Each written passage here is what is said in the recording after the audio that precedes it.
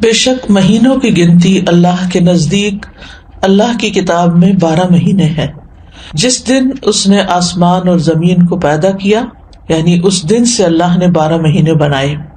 منہا اربعۃ حرم، ان میں سے 4 حرمت والے ہیں، اور ان مہینوں میں خاص طور پر اپنی جانوں پر ظلم نہ کرو، اس کا حکم دیا گیا۔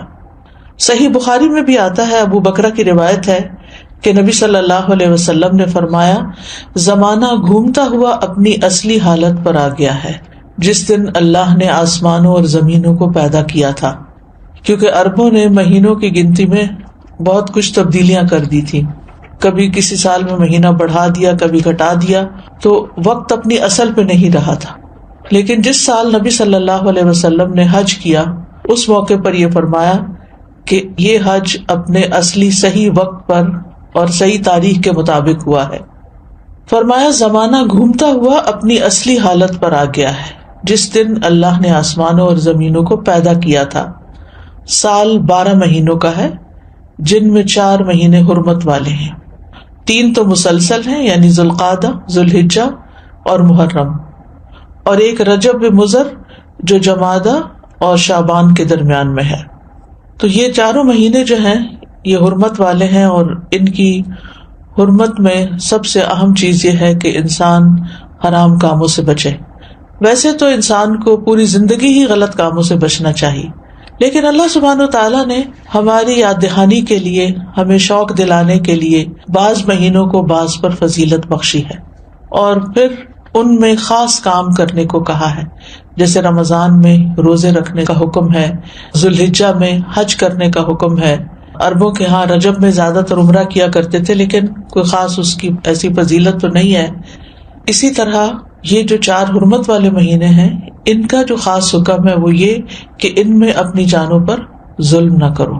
اپنی جان پہ ظلم کرنا 2 طرح سے ہوتا ہے، ایک تو یہ کہ انسان گناہ کے کام کرے۔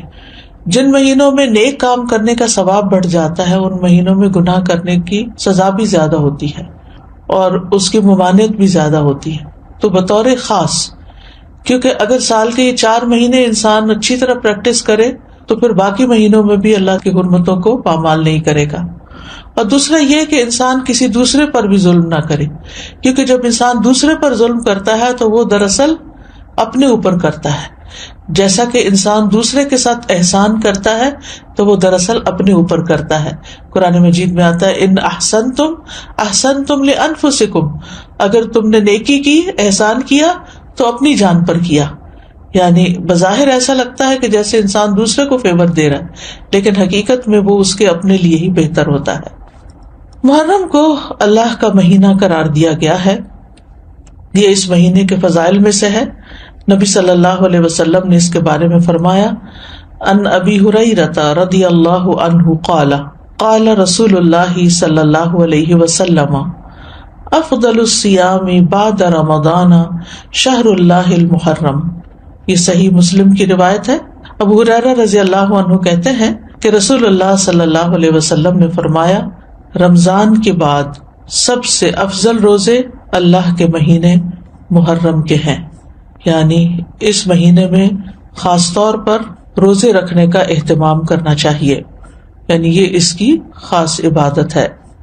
اس مہینے کو شہر اللہ المحرم کہہ کر شرف دیا گیا ہے، یعنی اللہ تعالیٰ نے اس کو اپنی طرف منسوب کیا کہ یہ اللہ کا مہینہ ہے۔